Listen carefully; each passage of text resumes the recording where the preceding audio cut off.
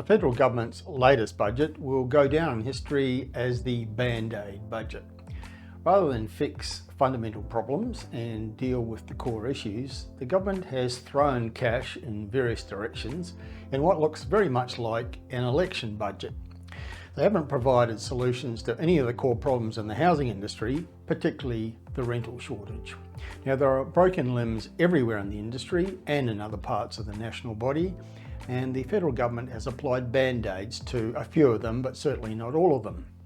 It's the same in other areas. Rather than pull the necessary levers to bring down power prices, as they promised repeatedly to do at the last election, they're throwing cash at everyone to help with their next power bills. And it's just another band-aid. It doesn't reduce power prices, which are a key component of inflation and a serious problem for many businesses, as well as households. It's simply a short-term, short-sighted vote-buying measure that doesn't address the core problem. But at Hotspotting, our key focus is on the very important issues in the housing market, particularly the rental shortage and the high costs of building or buying homes.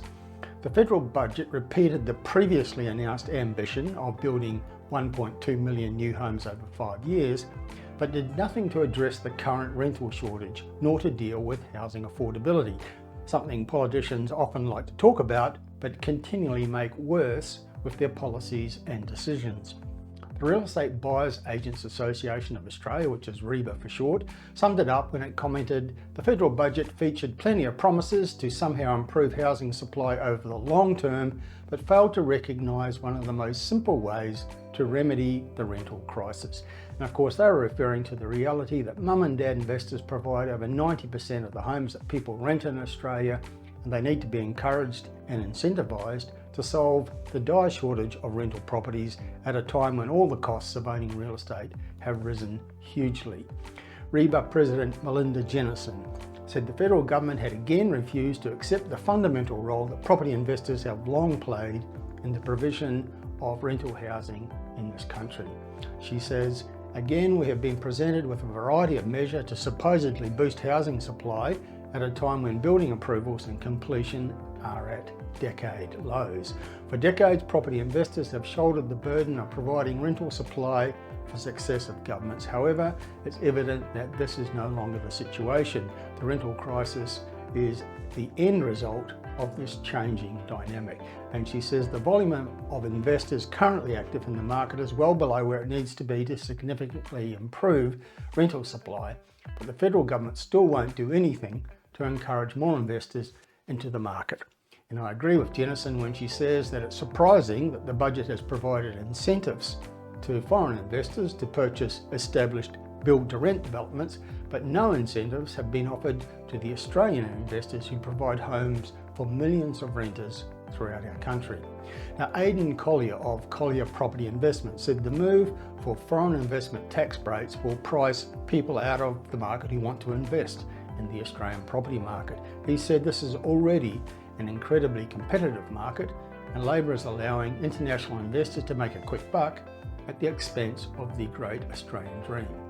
And elsewhere, there's been plenty of critics of the budget's response to the nation's housing crisis, or the lack of it.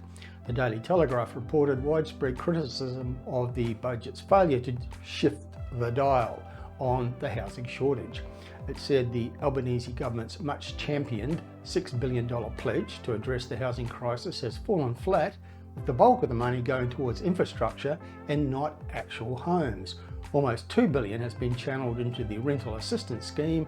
The same amount has been given to charities to build some social and affordable homes, while more than $1 billion is provided to help states and territories with the construction of roads, sewers, energy and community infrastructure. Now, despite the cost of building a new home rising more than 50% in the past 3 years, the budget did not include assistance to help home buyers with the cost of buying a property.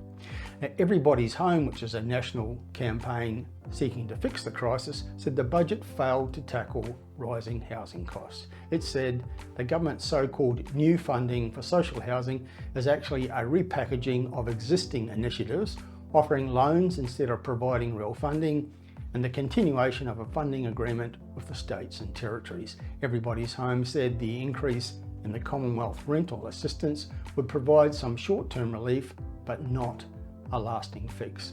And that really is the failing of this budget. It provides short-term relief on a number of issues, but does not provide any lasting solutions.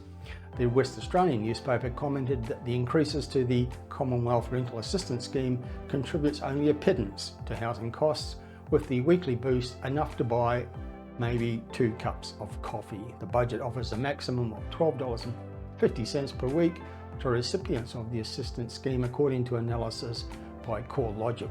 And their economist Eliza Owen echoed the comments of many others when she said the budget missed an opportunity. And yes, indeed, this Band-Aid budget is a massive missed opportunity. It could have provided real and lasting solutions to the rental shortage, to housing affordability, and to many other core problems for Australian households, but it failed to do so.